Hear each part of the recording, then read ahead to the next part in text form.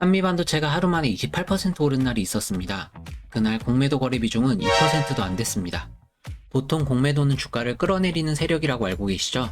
그런데 정작 주가가 가장 크게 오른 날에는 그 세력이 어디로 사라진 걸까요? 반대로 주가가 뚝 떨어진 날에는 공매도 비중이 20%를 훌쩍 넘겼습니다. 공매도는 정말 주가를 떨어뜨리는 원인일까요? 이미 떨어지는 흐름을 보고 뒤늦게 올라타는 걸까요? 오늘은 한미반도체의 실제 거래 데이터로 이 질문에 답해보겠습니다. 먼저 공매도가 정확히 뭔지부터 짚고 갈게요. 공매도는 말 그대로 없는 걸 판다는 뜻입니다. 주식을 갖고 있지 않은 상태에서 남의 주식을 빌려서 먼저 팔고 나중에 싸게 사서 갚는 방식이거든요. 이해가 잘 안 되실 수도 있으니 편의점 알바생 이야기로 비유해 볼게요. 민수는 편의점에서 야간 알바를 하는 고등학생입니다.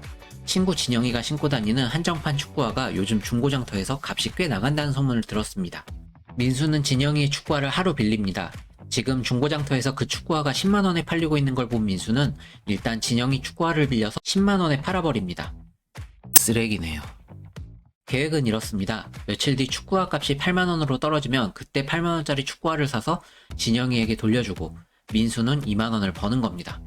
이게 공매도의 기본 구조입니다. 빌려서 지금 팔고 나중에 싸게 사서 갚는 거죠. 그런데 만약 축구화 값이 떨어지지 않고 오히려 15만원으로 오르면 어떻게 될까요? 민수는 10만원에 팔았는데 15만원을 주고 사서 갚아야 하니까 5만원을 손해보는 겁니다. 문제는 여기서 끝나지 않습니다.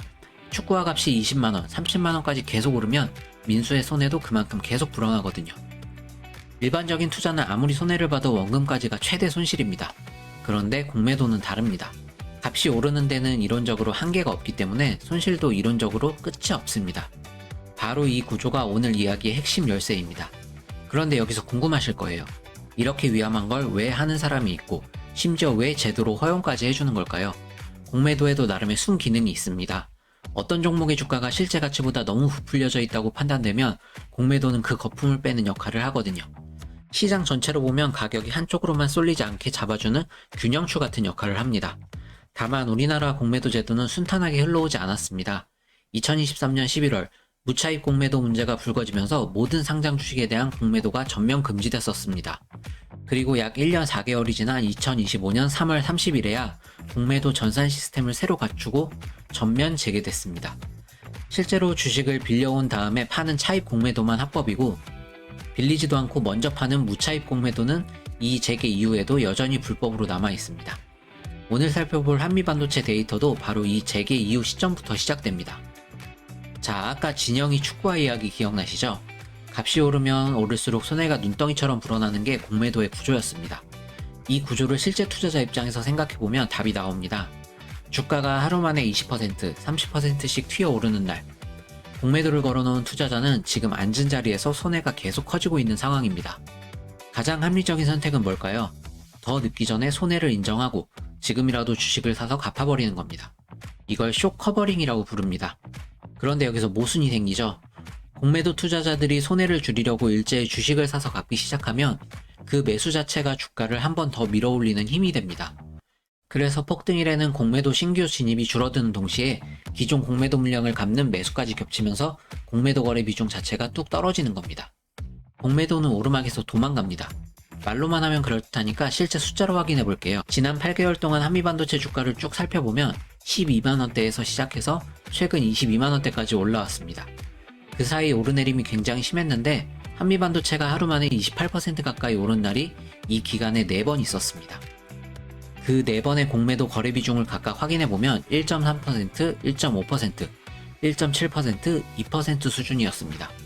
평소 거래일 평균이 13%대인 걸 감안하면 폭등일에는 그 10분의 1 수준으로 뚝 떨어진 셈입니다. 날짜를 하나 콕 집어서 볼까요?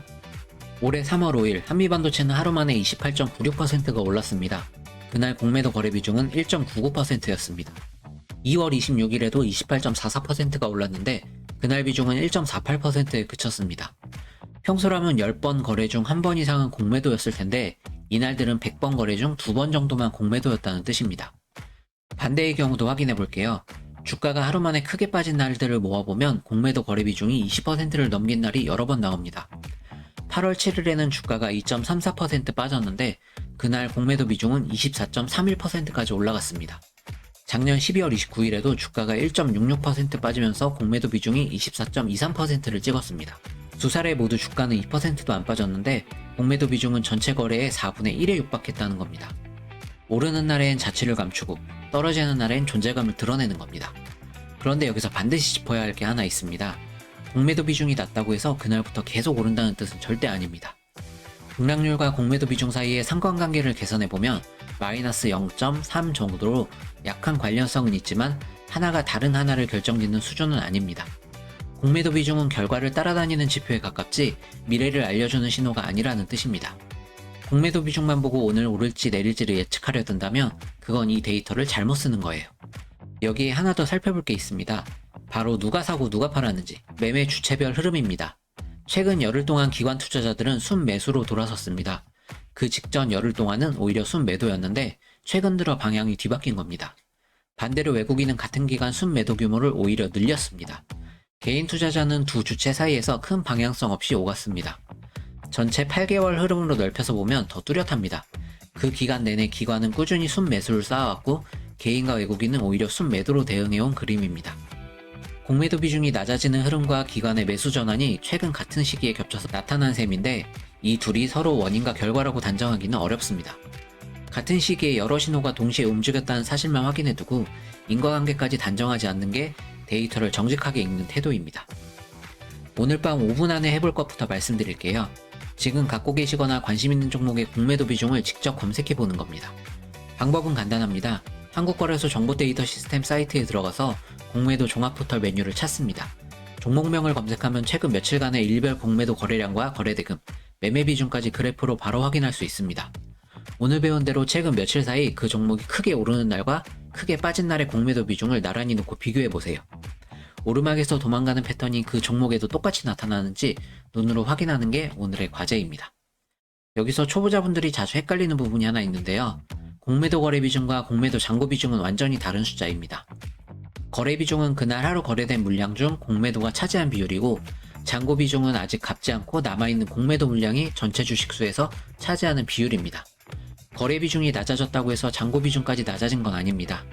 민수가 오늘 축구화를 새로 안 빌렸다고 해서 예전에 빌린 축구화를 벌써 다 갚았다는 뜻은 아닌 것과 같은 이치이죠.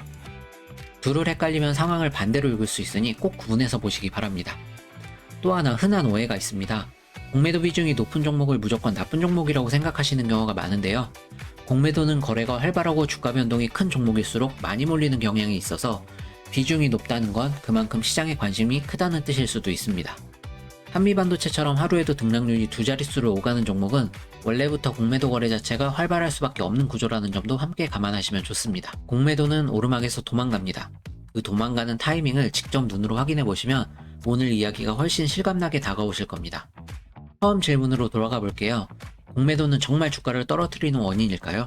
이미 벌어진 흐름을 따라다니는 걸까요? 오늘 데이터를 보면 답은 후자에 가깝습니다. 공매도는 방향을 만드는 힘이 아니라 이미 만들어진 방향을 피해 다니는 쪽입니다. 공매도는 오르막에서 도망갑니다. 그리고 내리막에서는 오히려 그 자리를 지킵니다. 이 원리를 알고 계시면 앞으로 어떤 종목의 공매도 뉴스를 접하시더라도 훨씬 침착하게 숫자를 읽으실 수 있을 겁니다. 오늘 영상이 도움이 되셨다면 좋아요 한번 눌러주세요.